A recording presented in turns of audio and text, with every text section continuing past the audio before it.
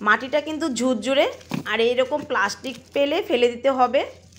আর দেখো নিচের পাতাগুলি প্রায় কম্পোস্টে পরিণত হয়ে গেছে। আর আজকে খাবারটা প্রয়োগ করলে কেঁচুগুলি কিন্তু দারুণভাবে খাবে, আর এই মাটিটাকে একবারে ব্ল্যাক গোল্ডে পরিণত করবে। নমস্কার বন্ধুরা, আজকেও চলে এলাম নতুন আরেকটা ভিডিও নিয়ে। আর আমার এই ভিডিওতে তোমাদের অনেক অনেক স্বাগত জানাই। তো বন্ধুরা, আজকে একটা দারুণ ভিডিও হতে চলছে, তো তোমরা অবশ্যই শেষ পর্যন্ত দেখো। তো আজকে কিন্তু গাছের জন্য একটা দারুণ খাবার নিয়ে এলাম। দেখো, এগুলি হলো বাসি ভাত। আর বাসি ভাত গাছের জন্য কিন্তু দারুণ একটা খাবার তৈরি হয়। তো যেহেতু আমরা বাঙালি, ভাত আমাদের প্রিয় খাবার, মানে প্রধান খাবার। তো বাঙালিদের গাছও কিন্তু ভাত ভালোবাসে, তাই বাঙালিরা একটু হেলদি হয়। তো ওদের গাছ যদি একটু রোগা থাকে তাহলে কিন্তু দেখতে ভালো লাগে না। তাই আজকে আমার গাছের জন্য কিছু ভাত নিয়ে আসলাম। আমি এর আগেও গাছের গোড়ায় ভাত দিয়েছি, দারুণ কিন্তু রেজাল্ট পাওয়া যায়। তো যদিও এই গাছগুলি এমনিতেই ঢেঁড়স হবে, তো তোমাদের দেখানোর জন্য কিছু ভাত নিয়ে আসলাম। ঘরে কিছু ভাত আছে, বাসি ভাত, তো এগুলি ফেলে না দিয়ে তো ভাবলাম তোমাদের দেখাই যে গাছগুলি একটু ভাত পেলে কী যে হেলদি হয়। আর এটা কিন্তু গাছের জন্য খুবই একটা ভালো খাবার।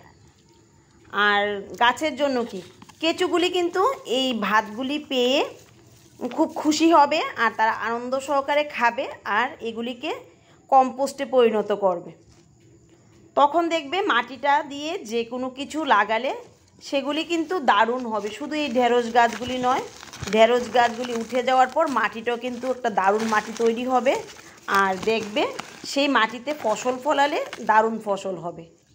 আর দেখো, বস্তার নিচে যে আমি পাকা কাঁঠাল দিয়েছিলাম সেগুলিও প্রায় পচে গেছে, আর যত ঘাসফুস আছে সেগুলিও প্রায়ই পচে গেছে। তো কেঁচুর জন্য কিন্তু এটা একটা দারুণ খাবার। আর কেঁচু সব কিছুই খায়, আমাদের মাটিটাকে উর্বর রাখে, আর মাটিটাকে একদম কম্পোস্টে পরিণত করে। তো বন্ধুরা, তোমরা এইভাবে একবার চাষ করে দেখো। আমি আগে যেইভাবে দেখেছি সেইভাবে চাষ করলেও কিন্তু ঢেঁড়স পাবে। তো ভাতটা দিয়ে দেওয়াতে গাছটা কিন্তু আর একটু খাবার পেয়ে একটু বেশি পরিমাণ ফসল দেবে, মানে ঢেঁড়স দেবে। তো সবগুলি গাছের গোড়াতেই আজকে দিয়ে দেব, ঢেঁড়স গাছগুলির গোড়াতে। দেখা যাক কেমন হয়, তোমাদের সামনেই তো দেখাবো যে কতগুলি সবজি আমি পাচ্ছি, যদি বৃষ্টিতে নষ্ট না হয়। এই বক্সটাতে 4টি ঢেঁড়স গাছ আছে আর 2টা পুঁই গাছ আছে, তো এর মাঝখানে দিয়ে দিলে খাবারটা পেয়ে যাবে। দেখো, মাটিটা কিন্তু একদম ঝুরঝুরে, আর এরকম প্লাস্টিক পেলে ফেলে দিতে হয়। আর নিচের পাতাগুলি দেখো প্রায় কম্পোস্টে পরিণত হয়ে গেছে। আর আজকের খাবারটা দিলে কেঁচুগুলি কিন্তু দারুণভাবে খাবে, আর মাটিটাকে একবারে ব্ল্যাক গোল্ডে পরিণত করবে। তো বন্ধুরা, চলে এলাম নিচের বাগানে, আর এখন কিছু সবজি হারভেস্ট করব। দেখো, আমার ঢেঁড়স গাছগুলি থেকে কিন্তু এখন একদিন পর পর অনেকগুলি ঢেঁড়স পেয়ে যাচ্ছি। আর একটা গাছ তো অনেক বড় হয়ে গেছে, সেটা এক হাতে তোলা সম্ভব নয়। তো নিচের ঢেঁড়সগুলি তুলে ক্যামেরাটা রেখে তারপর ওই ঢেঁড়সগুলি, ওইটাতে 2টা ঢেঁড়স আছে, এগুলি তুলতে হবে। তো বন্ধুরা, কালকে আমাকে একজন বলল বাজারে নাকি ঢেঁড়সের কিলো 80 টাকা করে। যাই হোক, 80 টাকা হোক আর 50 টাকা, বাড়ি থেকে এরকম অর্গানিক যদি ঢেঁড়স পাওয়া যায় তো এটার দাম কিন্তু অনেক।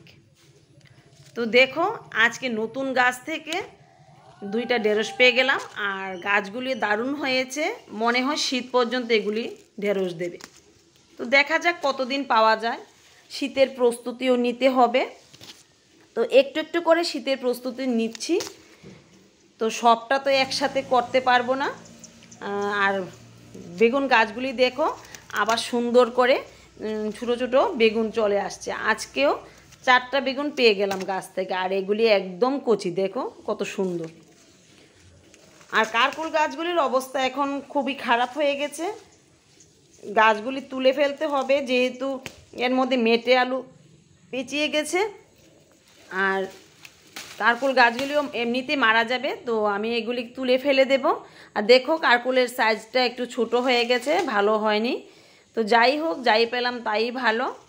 আর এই দেখো মেটে আলুগুলি, অনেকে জংলি আলু বলে, অনেকে গাছ আলু বলে, যাই হোক এগুলি খেতে কিন্তু দারুণ হয়।